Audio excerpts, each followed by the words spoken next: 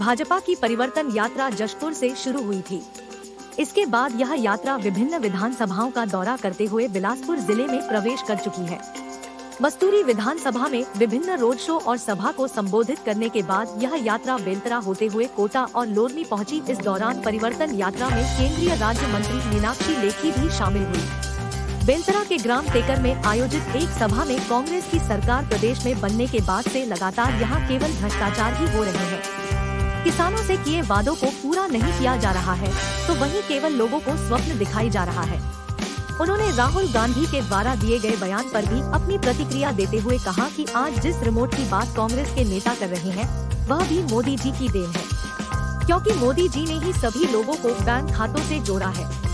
वहीं उन्होंने प्रदेश की कांग्रेस सरकार पर तीखा हमला बोलते हुए कहा कि प्रदेश की जनता कांग्रेस की भ्रष्टाचारी सरकार से इतनी त्रस्त हो गई है कि वह एक उम्मीद के किरण के साथ भाजपा की ओर नजर जमाई हुई है और आगामी विधानसभा चुनाव में यह देखने को भी मिलेगा। हालांकि महंगाई के मुद्दे पर उन्होंने कहा कि कांग्रेस की तुलना में मौजूदा समय में महंगाई बेहद कम है। देखिए, परिवर्तन यात्रा में आज 4 विधानसभाओं में और लगातार जो जमीन से आवाज आ रही है वो बार बार यही आ रही है कि बदल वो लबड़ा बबड़ा की सरकार बदल वो।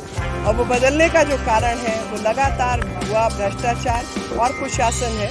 चाहे वो पीएससी का घोटाला हो, चाहे गोबर का घोटाला हो, चाहे खेत खलियान में होने वाला चोरी चकारी हो, और किसानों के नाम पर जिस तरीके से लोगों को उत्पीड़ित किया जा रहा है, लोगों को गुमराह किया जा रहा है, वो कारण हो। 64,000 टन चावल खरीद की मांग केंद्र सरकार ने की है और वो एमएसपी का पैसा केंद्र सरकार ने दिया है। 64,000 टन का मतलब समझ लीजिए 1 करोड़ टन धान, 1 करोड़ टन धान का ऑर्डर और उसका पैसा जो है, मुआवजा जो है, वो केंद्र सरकार ने दिया। लेकिन लोगों को गुमराह करने से ये लोग बाज नहीं आते।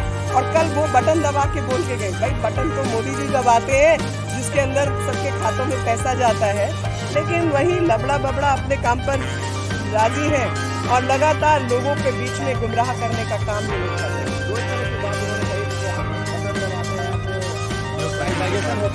और वो बटन दबा रहे हैं तो गरीब और किसानों के पैसे जा रहे हैं। देखिए, गरीब और किसानों के खाते में पैसे आप, हम और जो छत्तीसगढ़ की भोली भाली जनता है वो भी जानती है। वो अनभिज्ञ नहीं है, भोली भाली जरूर है लेकिन अनभिज्ञ नहीं है। और वो जानती है कि हर बार बटन जो है वो मोदी जी दबाते, कोई और नहीं दबाता, क्योंकि 70 साल तक तो इनका केंद्र में राज था, तब तक तो किसानों की नीति नहीं बनी थी।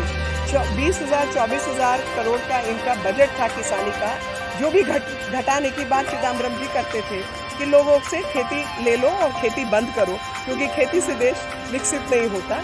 लेकिन प्रधानमंत्री मोदी जी के आने के बाद 2 लाख करोड़ से अधिक का बजट जो है वो किसानी का बजट है। और लगातार चाहे वो श्री अन्न योजना हो, चाहे हर घर नल से जल की योजना हो, चाहे वो हर खेत को पानी और हर हाथ को काम की योजना हो, चाहे मनरेगा में बेहतर साधन उपलब्ध कराने की योजना हो, चाहे खाद से जुड़ी योजना हो, चाहे मिट्टी के संरक्षण से लेकर पानी के संरक्षण की बात हो, वो सब तो केंद्र सरकार चला रही है। ये जो है बाय रोड यात्रा का रक्षा का है और केंद्र, इनको तो याद होना चाहिए कि इनके समय पर क्या क्या होता रहा है। और ऐसे समय पर यात्रा कर रहे हैं जब केंद्र सरकार ने नेशनल हाईवे बहुत अच्छे से बना दिए, यहाँ तक कि दांतेवाड़ा को कनेक्ट किया है। ये ट्रेन की यात्रा कर रहे हैं, क्योंकि 2014 में जब हमारी सरकार आई तो 97 घोषणाएं इन्होंने ट्रेनों की और रेलवे लाइन की बड़े बड़े प्रोजेक्ट्स कर रखे थे जो पूरी नहीं हुई थी।